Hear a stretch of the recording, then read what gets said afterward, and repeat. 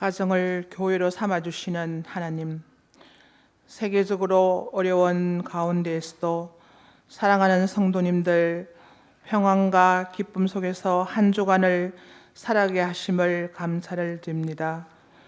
그 크신 사랑에 감사하며 찬양하는 예배의 한 시간이 되기를 간절히 원합니다. 영과 진리로 예배할 때 주님 받으시고 여호와의 이름을 높이게 하시옵소서. 아버지 하나님, 주님의 나라가 이 땅에 이루어지기 위한 삶을 사는데 저희들이 부족하였음을 고백합니다. 교회가 주 앞에 엎드려 회개합니다.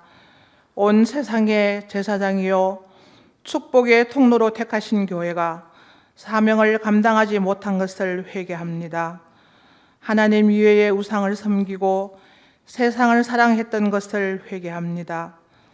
이스라엘이 모압 신들에게 제사하고 어명을 저지르자 하나님께서 전염병을 보내어 하루아침에 2만 4천 명이 죽임을 당했습니다. 주님, 이 모든 것을 회개하오니 모든 교회자들의 참된 예배가 회복되게 주님 인도하여 주시기를 간절히 바랍니다.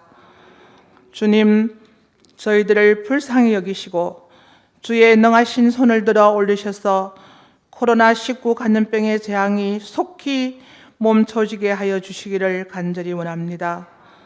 학생들이 마음 놓고 학업에 열중하며 사회, 경제, 여러 가지 어려움이 회복할 수 있게 주님 도와주시기를 간절히 원합니다. 저희들이 더욱더 겸손히 하나님을 의지합니다. 특별히 주님, 코로나19로 인해 이 자단에 속한 사랑하는 성도들 가운데 낙심된 자들이 있습니까? 주님, 당해로부터 유치부에 이르기까지 온 성도들 한 사람도 실족지 않도록 주님께서 지켜주시고 각 가정의 육체의 건강으로 인하여 고통 중에 있는 교우들 주님 위로하시며 주님의 권능의 손으로 치유하여 주시기를 간절히 원합니다. 아버지 하나님, 이 교회를 섬기시는 담임 목사님과 부목사님 그리고 두 분의 전도사님, 우리 성도들의 영적 삶을 보살필 때 함께 하시어 많은 연단을 통해 하나님의 일에 기이 쓰임 받는 귀한 종들이 다 되게 하시며 충성과 성실로 주님께서 맡겨주신 양무리를 돌보며 그리스도의 겸손과 온유를 나타내는 종들이 되게 하여 주시기를 원합니다.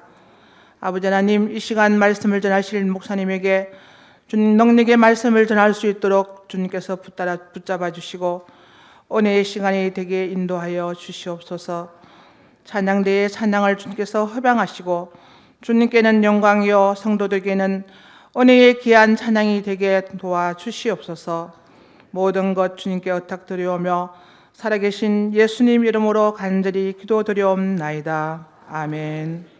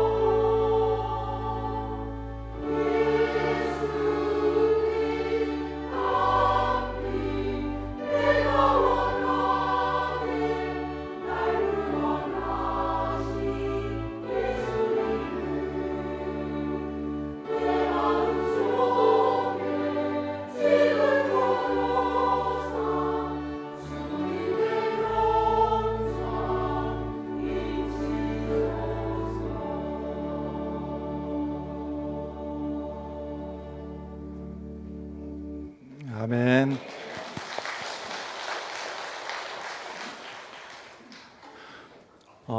흥해제일교회 와서 찬양을 들으면서 늘 좋았는데 그 중에 베스트 2를 꼽으라고 하면 하나는 얼마 전에 편성준 안수 집사님 독창하시는 2주 전입니까?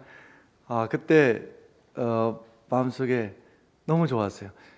무슨 생각까지 했는가 하면 이런 은혜로운 찬송을 듣는다는 게 얼마나 수지맞고 복되고 행복한가 하는 생각을 하고 한번 들었었고요. 또 한 번이 언젠가면 오늘 할렐루야 찬양대 찬양입니다. 그러니까 명수가 전에보다는 명수가 적어서 볼륨은 더 적고 하지만 이 찬송을 듣는 가운데 모르겠어요.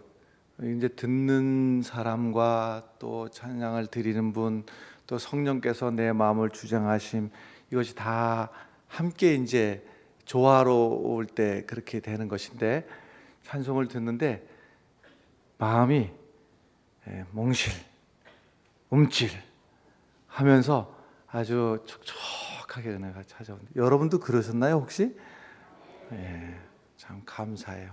참 우리는 목소리로 하는 찬양이 아니고 영으로 하나님 앞에 마음을 드리는 찬양, 그것이 다 전달이 되는 겁니다. 그게 하나님께도 전달이 되고 예배하는 성도들에게도 전달이 되고, 오늘 찬양 늘 감사하지만 오늘 찬양 특별히 감사합니다. 남쪽 유다, 북쪽 이스라엘, 이렇게 나라가 나뉘어서 지내는 동안에 하나님께서 얼마나 많은 선지자들을 통해서 얼마나 많은 기회를 주시면서 내게로 돌아오라, 그리하지 않으면 망한다 하고 그 많은 선지자들을 통해서 예언의 말씀을 주시고 때로는 경고하시기도 하고, 그러다가 또 다시 싸매 주실 거라고 하는 또 위로의 말씀도 주시고 계속 반복했습니다마는 그 말을 듣지 아니하고 북쪽 이스라엘이 먼저 멸망을 하게 됐습니다. 주전 722년, 학자에 따라서는 21년을 말하는 분도 있습니다만은 하여튼 제가 가지고 있는 개념으로다가는 주전 722년 아수르에 의해서 망했습니다. 그럼 북쪽 이스라엘이 망한 것을 보면 남쪽 유다가 그때라도 정신을 차리고 그때라도 하나님 앞으로 돌아와야 되는데, 여전히 하나님을 떠나서 이방신을 섬기면서 세상을 쫓아 살면서 계속되는 경고를 무시를 하다가 남쪽 유다도 BC 586년에 멸망을 하게 되었는데 바벨론에 멸망을 하게 되었습니다. 근데 이렇게 멸망하기까지 한 번에 멸망된 것은 아니고 3차에 걸쳐서 멸망이 되었습니다. 그래서 바벨론이 1차 침공을 하고 2차 침공, 3차 침공, 이렇게 3번에 걸쳐 가지고 멸망을 하게 되는데, 첫 번째 침략을 했을 때에 여호야김 왕 때인데, 이때가 이제 포로로 완전히 예루살렘과 이스라엘을 초토화시켜 놓고, 그리고서는 포로로 끌고 간 사람들이 있었는데 다니엘도 이때 끌려갔고, 다니엘과 세 친구들, 그리고 귀족을 중심으로 해가지고서는 끌고 갔습니다. 그럼 이제라도 정신을 차려야 되는데 여전히 우상을 섬기고 하나님 앞에 돌아오지 않으니까 다시 2차 침공을 하게 되어서, 이때는 여호야긴 왕인데 1차 때는 여호야김, 2차 때는 여호야긴 왕 때인데, 이때는 누구를 잡아가는가 하면 왕도 잡아가고 지도자들, 그 다음에 특별히 기술자들 있죠. 기술자, 어떤 무엇을 잘 만드는 사람이라든지 아니면 특별한 기술을 가지고 있는 사람들을 중심으로 잡아갔습니다. 이 2차 때 끌려간 그 포로 중에는 바로 에스겔 선지자도 이때 끌려가게 되었습니다. 이제 뒤에 가서 3차 때는 시드기야 왕 때에, 이때는요 그래도 2차 때까지는 와서 침략을 하더라도 성도 여전히 있었고 또 성벽도 여전히 있었고 그 성전도 여전히 건재하고 있었는데, 이 3차 때는 완전히 성전이 다 파괴가 되고 성전 안에 있던 그 제사 드리는 기구들, 이런 것들까지도 다 약탈해가고 이랬습니다. 그리고 이때는 이제 귀족, 그 다음에 학자층, 이게 배운 사람들 있죠. 그 사람들 다 포로로 끌고 가게 되었는데, 그런데 이제 에스겔이 2차 때 끌려갔다고 그랬습니다. 그러다 보니까는 에스겔이 2차에 끌려갔을 이때만 하더라도 사람들이 포로로 끌려갔으나 늘 마음속에 무슨 바람이 있었는가 하면, 내가 언젠가는 이 포로에서 풀려나서 내가 고향으로 돌아갈 날이 있겠지, 이런 바람이 있었습니다. 그것이 현실이 되든 아니 되든지 간에 하루하루를 버티고 살아가는 그 힘이, 내가 언젠가는 이 포로에서 풀려나서 고향으로 돌아가겠거니, 이렇게 생각을 했습니다.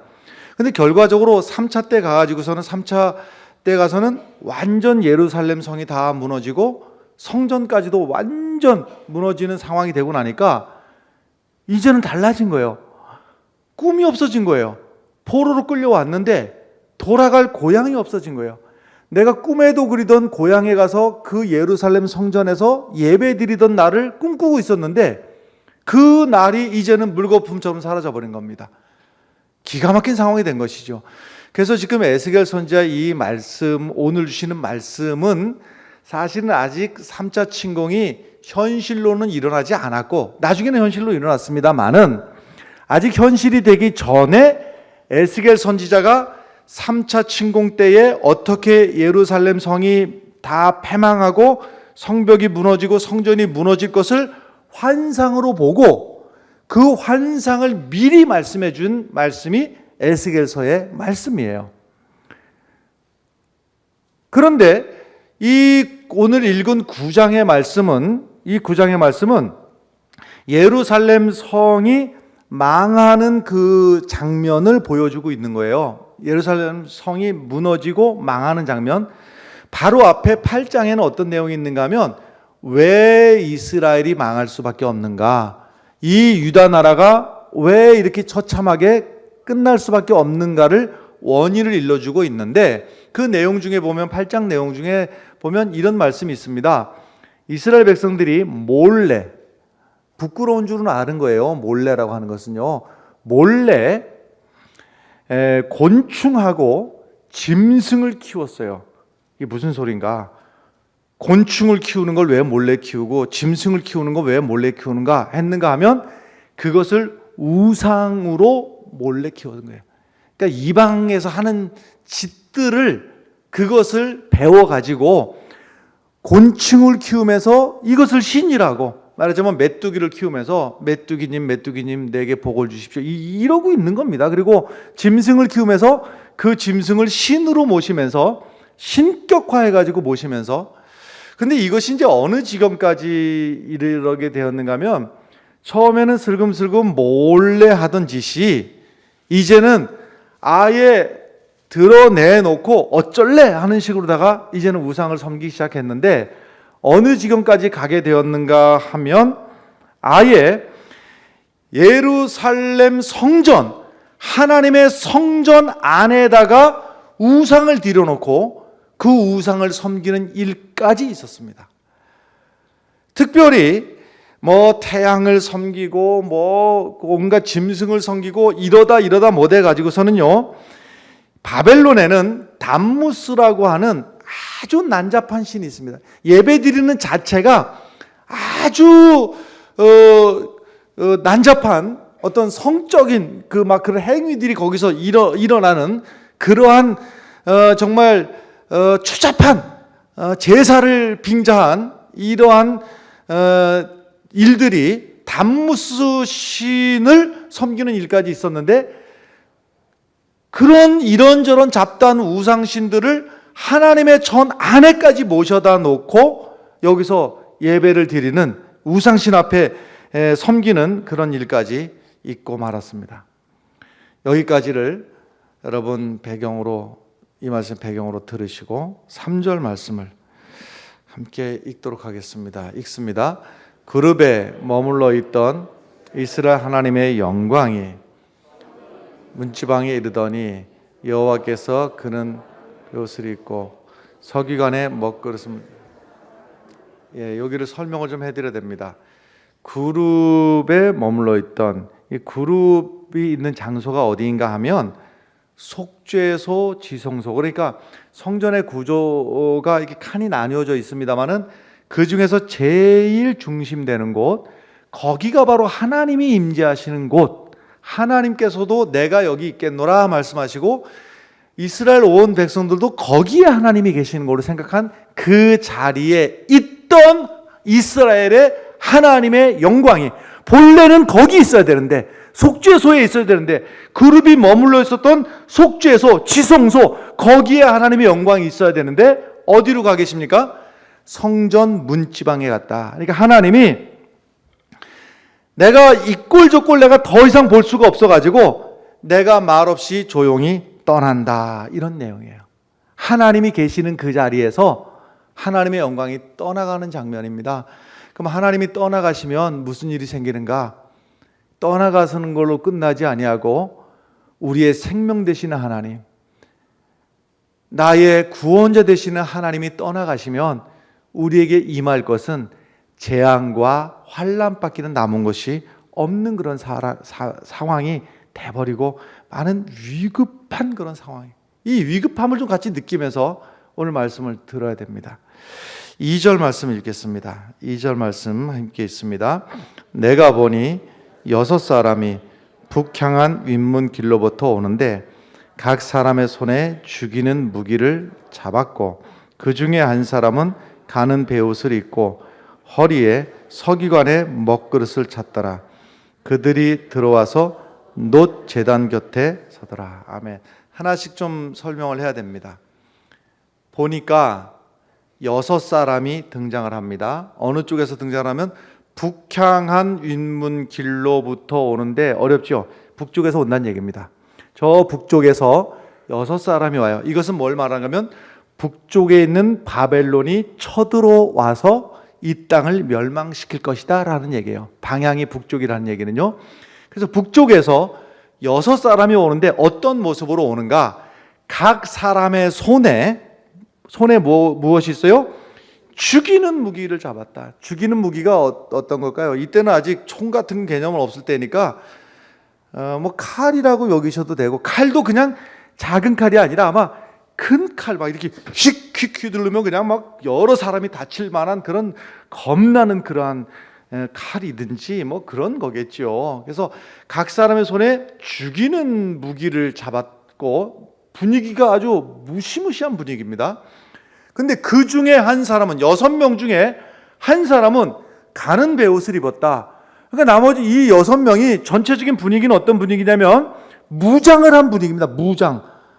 뭐 지금 군인들로 말하자면 전투복을 입었다 할 수도 있고, 뭐 고대에는 갑옷을 입었다 할 수도 있고, 어떤 전투적인 그런 분위기인데 그 중에 한 사람은 가는 베옷을 입고, 이건 분위기가 좀 다르죠. 한 사람 복장이 가는 베옷을 입었다, 이게 뭐 차려 입었다 이렇게 볼 수가 있고, 허리에 서기관의 먹그릇을 찼더라. 서기관들이 붓을 가지고 먹을 가지고 해가지고 자주 쓸 일이 생기니까 허리에다 먹그릇을 차고 다녔던 모양이죠. 그래서 허리에 먹그릇을 찼다. 이건 분위기가 총 6명 중에서 그러면 어떻게 됩니까? 5명은 무장을 했고 한 사람은 허리에 먹통을 차고, 이 사람은 아마도 손에는 붓을 갖고 다니지 않을까요? 이 먹통을 찼으면은. 분위기가 5명과 1명 분위기가 이런 분위기가 되었는데, 이 사람들이 어디에서 시작을 하는가 하면 그들이 들어와서 놋 제단 곁에 서더라. 놋 제단 곁에 섰다, 이 얘기는 여기부터 시작, 무엇인가 이 사람들이 하려는 것을 시작하는 때가 여기인데, 놋 제단이 뭐 하는 데인가? 여기에 희생 제물을 주님 앞에 드리면, 하나님 앞에 드리면 하나님께서 그 사람이 무슨 죄를 지었든지 어떻게 살아왔든지 하나님이 다시 용서해 주시고 다시 은혜를 덮어주시고 그러는 자리가 바로 놋재단 거기거든요. 그런데 문제는 이스라엘이, 유다가 하나님의 은혜를 거절하고 하나님의 은혜를 쳐다도 보지 않으니까 그 은혜의 자리부터 이 무장한 사람들이 심판이 시작이 된다 이 말이에요. 하나님의 은혜를 거절하면 거절하는 것으로 끝나는 것이 아니라 그 자리가 심판의 자리요, 그 자리가 멸망의 자리라고 하는 것을 우리는 잊어서는 아니 될 줄로 믿습니다.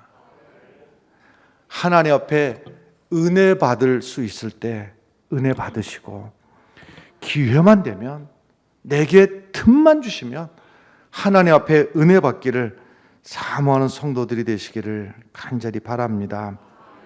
4절로 넘어가겠습니다. 4절 말씀을 함께 읽겠습니다. 여호와께서 이르시되 너는 예루살렘 성읍 중에 순행하여 그 가운데에서 행하는 모든 가증한 일로 말미암아 탄식하며 우는 자의 이마에 표를 그리라 이랬어요. 이것도 한 절 조금씩 보겠습니다. 여호와께서 이르시되 말씀하셨습니다. 너는, 여기서 너는이 누구냐면 전체 6명 중에서, 무장한 6명 중에서 한 명은 복장이 다르다고 그랬어요. 가는 베옷을 입고 허리에는 먹통을 차고, 말씀 중에는 없습니다만은 제가 상상할 때는 손에 붓을 하나 들고, 칼이 아니라 붓을 하나 들고 있는 그 사람에게 말씀하시는 거예요. 너는, 먹통을 차고 있는 너는 예루살렘 성읍 중에 순행하여 다니면서, 예루살렘을 쭉 다니면서 그 가운데서 행하는 모든 가증한 일로 말미암아, 그 안에 되어지는 하나님이 눈뜨고 볼 수 없는 그 일로 말미암아, 그 일 때문에 탄식하며 우는 자를 찾아내서 그 사람의 이마에다가 먹을 가지고 표시를 해라. 이해가 됐습니까, 여러분? 이것을 다시 말씀드리겠습니다. 여러분들 묻겠습니다. 이 나라가 지금 문제가 있습니까, 없습니까? 이 나라에 문제가 있는 것은 너도 알고 나도 알고 다 아는 일입니다. 그러면 우리 민족에는 문제가 있습니까, 없습니까? 있어도 심각하게 있죠. 한 민족이라 하면서 북한 땅, 일본 사람도 가고, 지금 코로나 때문에는 지금 특별한 상황입니다만 일상적일 때 일본 사람도 마음대로 가고, 미국 사람도 가고, 캐나다 사람도 가는데 누구만 못 갑니까? 우리만 못 가요. 이 남한 땅, 일본 사람도 오고 공산국가 사람도 오고 전 세계 사람들은 마음대로 드나드는데 누구만 못 옵니까? 북한 사람들만 마음대로 못 오니까 탈북을 해서 나오는 겁니다. 이 민족의 문제도 정상적인 상황은 아니죠. 그러면 자, 한국에 있는 교회들 문제가 있습니까, 없습니까? 생각하면 기가 막힌 일들이 교회 안에서, 교회란 이름으로 예수 믿는다고 하면서 상식적이지 않은 일들이 하도 많아서 그걸 열거를 다 하면 성도님들이 낙심할까 봐 말을 못 하겠습니다. 세계 교회를 보면 세계 교회 가운데서도 지금 아주 심각하게 이슬람의 숫자는 심각할 만큼 지금 늘어나고 있습니다. 그에 반해서 전 세계적으로 예수를 믿는 기독교인들의 숫자는 눈에 띄게 위축되고 있습니다. 이런 사실을 생각을 하면 자다가도 잠이 깨고, 잠이 깨면 어찌할까 하는 생각에 가슴이 무너지는 상황입니다. 지금 사실은 유럽교회, 우리가 그토록 대단하게 여겼던 유럽교회, 지금 교회당을 제대로 건물 자체를 유지를 할 수가 없는 교회가 대부분이고, 간신히 유지돼 가는 것은 우리 같은 관광객들이 가면 입장료 받아가지고 건물 유지하고 있는 교회들이 대부분이며, 그것마저도 유지를 못해서 영국 한 나라를 기준으로 얼마 전까지 평균 일주일에 교회당 하나씩이 유지가 안 돼서 매각을 해버리는데, 누가 사는가 하면 이슬람이 삽니다. 십자가 꺾어버리고 그 자리에다가 초생딸 이슬람 표시를 하는 교회가 평균 일주일에 하나씩 있었는데, 이 사실을 제가 전하려니까 사실 확인을 다시 해보니까 제가 잘못 알고 있었어요.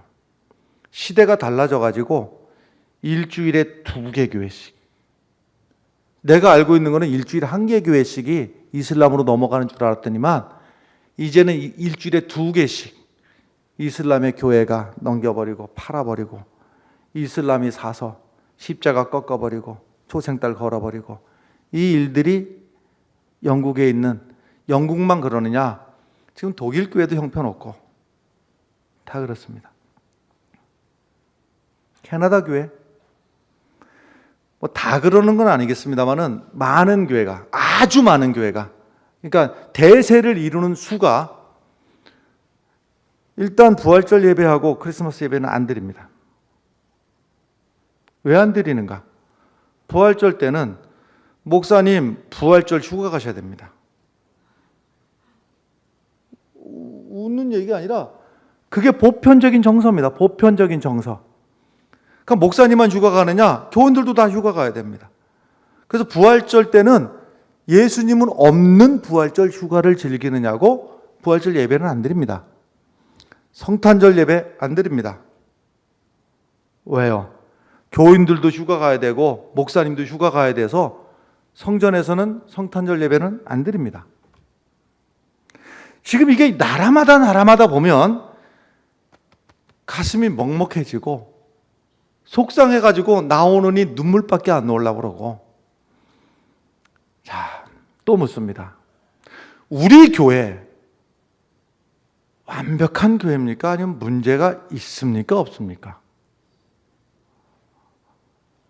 어느 교회나 그렇듯이 우리 교회도 이런저런 문제들이 있습니다. 또 묻습니다. 여러분들의 가정에는 문제가 있습니까? 없습니까? 문제는 그것을 인지하고 내 가정, 내 교회, 우리 민족, 이 나라, 이 세상을 바라보면서 안타까운 마음을 가지고 탄식하면서 우는 사람이 몇 명이나 있는지 하나님은 찾고 싶은 겁니다. 세상이 그래.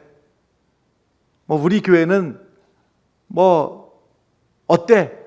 보통 뭐 지금 여기서 우리 교회는 하는 것은 흥해제일교회만 말하는 게 아니라 한국에 있는 교인들 입버릇처럼 달고 다니는 말이에요. 우리 교회는 사랑이 있느니 없느니 그런 소리들 있지 않습니까? 우리 교회가 사랑이 있느니 없느니 하는 평가의 대상이냐 말입니다. 내가 그 교회인데, 내가. 그러면 그러한 것들을 보면서 교회를 볼 때, 이 나라를 생각할 때, 나는 구경꾼으로 뭐 시기가 어떻고 그래 하고 불평하고 판단하면 그걸로 끝이야. 내가 구경꾼이냐 이 말이야. 하나님이 찾으시는 사람은 이 나라의 문제를, 또 우리 한국 교회의 문제를, 우리 교회의 문제, 내 가정의 문제를 가슴에 끌어안고 부둥켜 안고 어찌하면 좋을지 몰라서 애타는 마음으로 탄식하며 울며 기도하는 그 사람을 하나님은 찾아보고 싶으신 거예요. 여러분, 우리 교회 성도 여러분들이 하나님이 찾으실 때 주님의 심장을 가지고 안타까운 마음을 가지고 기도하는 성도 편에 서시기를 간절히 축원합니다. 여기서 지금 이제 먹으로다가 칠했습니다마는 뭐 히브리어로다가 타우라는 알파벳을 이렇게 써놓은 것 같아요. 근데 그게 무슨 효능이 있는가? 하나님이 그거 그러면 남들 이게 바르는 거 보면 나 안 발랐으면 나도 먹으로다가 거울 보고 이렇게 그리면 되는 거 아닌가? 또 비 오면 씻어지면 어떡하나? 실제로 거기는 효력이 있는 건 아니고요. 이거 똑같은 것이 출애굽기서에 나오는 어린 양의 피를 좌우 임방과 설주에 바르면 그러면 죽음의 권세가 들어가지 못하고 넘어가리라, 이런 게 있잖아요. 그 피가 무슨 효용이 있는가? 무슨 뭐 미신단지 같은 소린가? 아니에요. 그 피가 효능이 있는 것이 아니라 그 피를 볼 때에 하나님께서 생각하시기를 훗날 이 땅에 오셔서 십자가에서 피 흘리고 죽으신 예수 그리스도를 하나님은 생각하시는 거예요. 그래서 그 피를 바르는 것은 예수 그리스도의 보혈을 의미하는 것이고, 요한계시록에서 14만 4천에게 머리에 도장을 찍겠다, 인을 찍겠다 하는 이야기가 나오는 것도 마지막 때에 하나님께서 세상이 어떤 지경으로 가든지 간에 하나님 앞에 진실된 마음을 가지고 우리 가정, 우리 교회, 이 민족을 위해서 안타까운 마음을 가지고 기도하는 그 사람을 찾겠다 하는 것이 요한계시록의 이야기나 출애굽기의 이야기나 에스겔서 이야기나 똑같은 이야기입니다. 여러분. 똑같은 말씀이에요. 여기에서 여러분, 망해가는 나라를 보면서 고통하며 울던 사람을 찾아서 그 이마에 표시를 하라고 했던 주님께서 오늘도 그와 같은 마음을 가지고 이 민족의 문제를 위해서 한국교회 비탈길에서 지금 쓸려 내려갈 것 같은 이 한국교회 위기 앞에서 안타까운 마음을 가지고 기도하는 그 한 사람을 주님은 찾으시는데, 여러분들이 그 사람들이 되시기를 바랍니다. 여러분들이 그 사람들이 되기를 바라요. 또한 하나님은 어떤 징계나 어떤 심판 가운데서도 잊지 마십시오, 여러분. 하나님은 그 가운데서 구원의 역사를 베푸십니다. 사람이 볼 때는 망할 때이고 사람이 볼 때는 망해가는 것 같고 심판의 때이지만은 하나님은 그때가 선택받은 백성들을 통해서 구원의 역사를 이루어 가실 때인데, 어찌 생각하면 이 나라에도 우리가 탄식거리가 많이 있고, 한국 교회를 생각하면 억장이 무너지려고 하고, 우리 교회를 생각해도 걱정스러운 일들이 많이 있습니다. 그게 뭐냐 하고 물으시면 제가 다음에 자세하게 말씀드리겠습니다. 우리 가정의 문제를 위해서도. 여러분, 그렇습니다. 우리가 구경꾼이 되지 않기를 바라고, 남 탓을 하는 편에 서지 않기를 바라고, 우리가 이 민족의, 이 나라의, 교회 생각하면서, 우리 가정 생각하면서 여러분 탄식하면서 눈물을 흘리며 애통하며 기도하는 그 사람을 주님은 찾으시고, 그 사람을 통해서 주님은 이 마지막 시대의 역사를 이루어갈 터인데, 저는 그 편에 서고 싶습니다. 여러분들도 함께 주님께서 찾으시는 편에 서시기를 간절히 축원합니다. 기도하겠습니다. 주님, 구경꾼이 돼서 판단하는 편에 서지 않게 하시고, 내가 그 한 사람이 되어서 하나님의 진노하심 앞에서도, 하나님의 심판 앞에서도, 이 세상이 징계를 받는 자리에서도 하나님께서 찾으시는 한 사람이 되게 하여 주시었고, 이 나라의 문제를, 또 한국교회의 이 안타까운 현실을, 우리 교회를 바라보면서 내 가정을 생각하며 통곡하며 가슴을 저미고 기도하는 성도들 되게 하여 주시옵소서. 예수님 이름으로 기도하옵나이다. 아멘. 이제는 우리 구주 예수 그리스도의 은혜와 하나님 아버지의 크신 사랑과 성령님의 역사 인도 이루하심이 마지막 시대에 주님께서 찾으시는 그 한 사람 되어 주님께서 이루실 구원의 역사에 쓰임 받기를 원하는 주의 사랑하는 성도들 머리머리 위에, 저들의 가정과 일터 위에, 자녀들 위에, 이 나라와 이 민족 위에, 흥의 제일교회 위에 이제로부터 영원토록 함께 하시기를 간절히 축원하옵나이다. 아멘.